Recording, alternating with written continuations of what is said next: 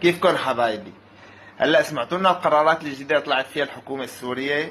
لك الله يخلي لنا الشرع. انا اكثر حدا مبسوط بالقرارات اللي طلعت بشان اللبنانيين لما بدهم يدخلوا على سوريا. اول شغله بدهم اقامه، ثاني شغله بده يكون معه بجيبته 2000 دولار وحجز فندقي، زائد انه بده يكون في كفيل.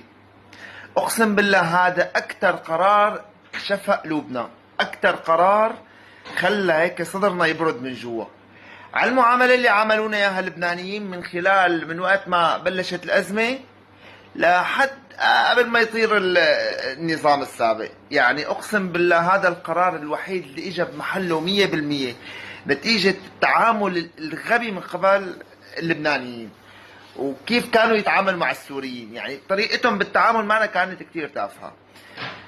أنا واحد من الناس اللي قضيت 3 أيام على الحدود اللبنانية، 3 أيام على الحدود اللبنانية كرمال جيب موافقة بالدخول على لبنان، وأنا حاجز طيارة فيزا بدي سافر برا لبنان، يعني بدي مرور الكرام.